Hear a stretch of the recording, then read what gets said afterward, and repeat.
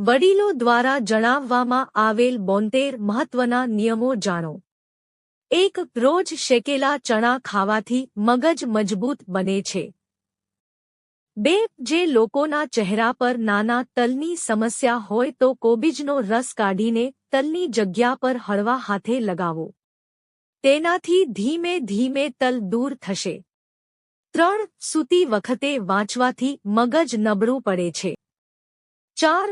જો ટેન્શનના કારણે તમારું મન ભારે લાગતું હોય તો ચોકલેટ કે ગોળ ખાઓ, તમારું મન સારું લાગશે।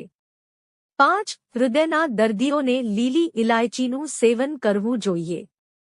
6. ક્યારેય પણ મોઢું ઊંધું કરીને ન સૂવું કારણ કે ઊંધું સૂવાથી સીધું હૃદયને નુકસાન થાય છે અને તેના કારણે ભોજન પણ યોગ્ય રીતે પચતું નથી। 7. સફરજન ખાધા પછી તરત પાણી ન પીવું જોઈએ, આમ કરવાથી ગળાનું કેન્સર થઈ શકે છે। 8. જો તમે દાંતના દુખાવાથી પરેશાન છો તો લવિંગને દાંતની નીચે રાખો, તેનાથી દાંતનો દુખાવો મટે છે। 9. અઠવાડિયામાં 2 વાર તકિયાનું કવર બદલવું જોઈએ, નહીંતર માથાનો દુખાવોની સમસ્યા વધી શકે છે અને તેનાથી ચહેરા પર ફોલ્લીઓ પણ થઈ શકે છે। 10. વધુ પડતી ચા પીવાથી આંખોની રોશની નબળી પડે છે। 11. જો તમે નાના બાળકોને રોજ એક કેળું ખવડાવશો તો તેનાથી તેમના હાડકાં મજબૂત રહેશે અને ભવિષ્યમાં બાળકોને હાડકાં સંબંધિત બીમારીઓ નહીં થાય। 12. ઝાડા થવાના કિસ્સામાં દૂધ કે દૂધની બનાવટોનું સેવન ન કરો। 13. સ્નાન કર્યા પછી તમારા કાનની પાછળ તેલ લગાવો, આ તમારી યાદશક્તિને તેજ કરશે। 14. લીલા મરચાં ખાવાથી આંખોની રોશની વધે છે। 15. જો ગર્ભવતી સ્ત્રી દરરોજ ગોળ સાથે નાળિયેર ખાય તો બાળક સુંદર અને ગોરું બને છે। 16. જાગ્યા પછી પણ જો તમને ઊંઘ આવવા લાગે છે અને તમારી આંખો બંધ થવા લાગે છે તો સમજી લો કે તમારું મગજ નબળી પડી રહ્યું છે।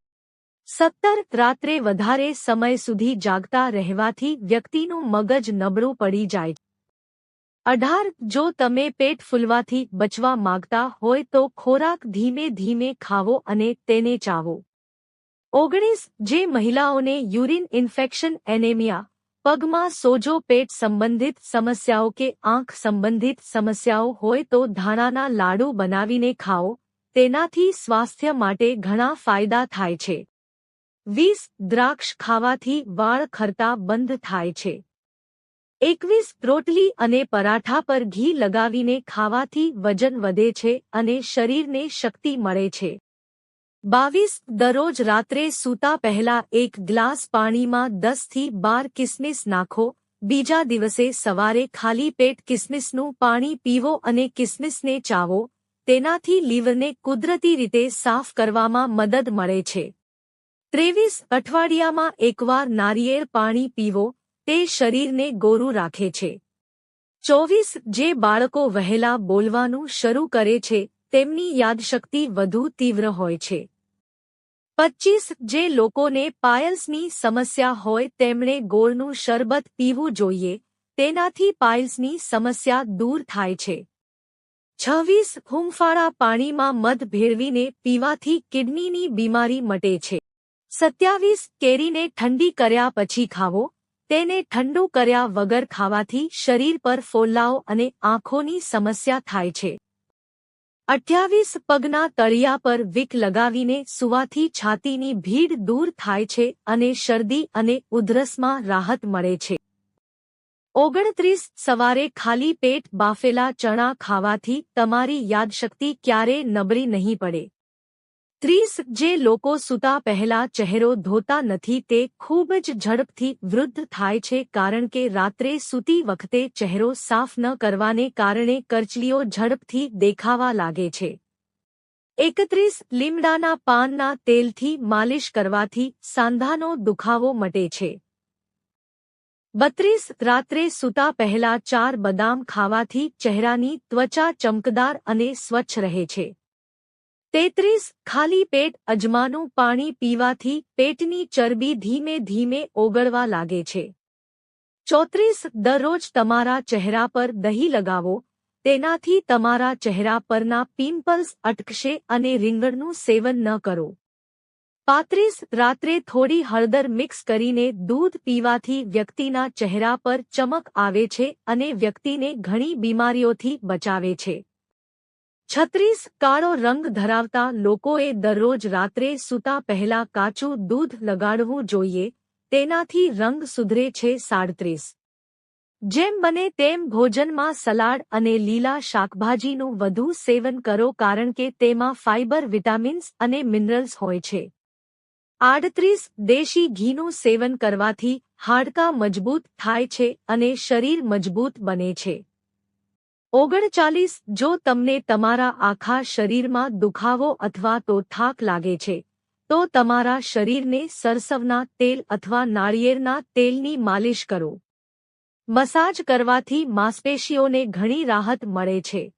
40 વધુ પડતું થૂંકવાથી શરીરનું પાણી ઘટી જાય છે.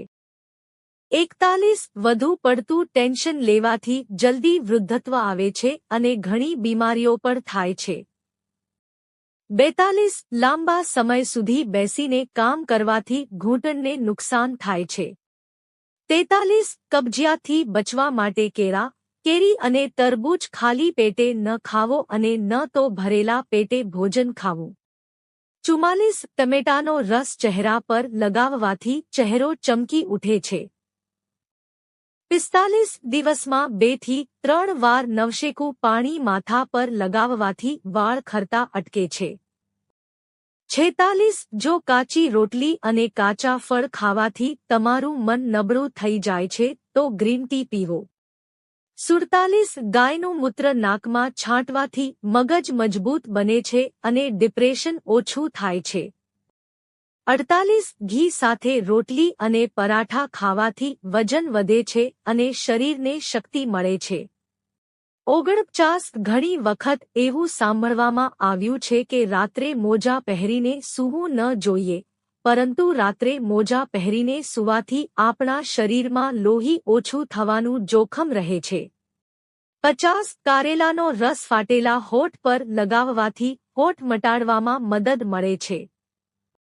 51 મૂળાના પાનનો ઉકાળો પીવાથી પેટના કીડા દૂર થાય છે. 52 જે મહિલાઓ રાત્રે સૂતા પહેલા પગના તળિયા પર સરસવના તેલની 5 મિનિટ માલિશ કરે છે, તેઓની આંખની રોશની વધે છે. 53 પેટ સાફ કરવા માટે કાળી દ્રાક્ષ ખૂબ જ ફાયદાકારક સાબિત થાય છે. 54 જે લોકો માટીના વાસણોનો ઉપયોગ કરે છે, તેઓ રોગોથી ઓછા પીડાય છે કારણ કે માટીના વાસણોમાંથી આવશ્યક ખનિજો ઉપલબ્ધ છે.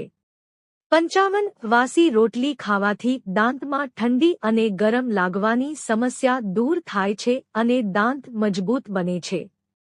56 જો તમારે વજન ઓછું કરવું હોય તો ચણા અને કિસમિસ એકસાથે ખાવાનું શરૂ કરો, તેમાં ફાઇબરનું પ્રમાણ વધુ હોય છે. 57 સૂતા પહેલા વાળમાં કાંસકો કરવાથી વાળ ખરતા અટકે છે.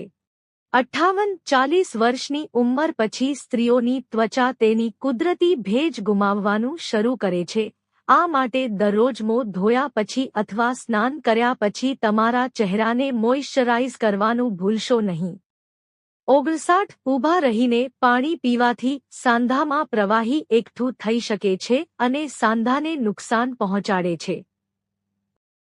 60 સાયકલ ચલાવવાથી હાડકામાં દુખાવો થતો નથી. 61 ફુદીનો, આદુ અને દાડમના દાણાને એકસાથે પીસીને ચટણી બનાવો અને બપોરના ભોજનમાં તેનું સેવન કરો, તેનાથી બ્લડ પ્રેશર કંટ્રોલ રહે છે અને ડાયાબિટીસથી બચી શકાશે. 62 મખાનાનું સેવન ખૂબ જ ફાયદાકારક છે, રોજ થોડા મખાના ખાવો.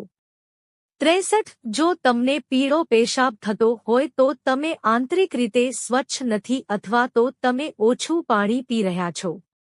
64 કોબીને રાંધતી વખતે જો તેમાં બ્રેડનો નાનો ટુકડો નાખવામાં આવે તો ઘરમાં કોબીની ગંધ આવતી નથી. 65 શેરડીનો રસ કબજિયાત અને ગેસ વગેરેમાં ફાયદાકારક છે. 66 આમળા મુરબ્બાને ખાવાથી ક્યારેય વિટામિન સીની ઉણપ નહીં થાય.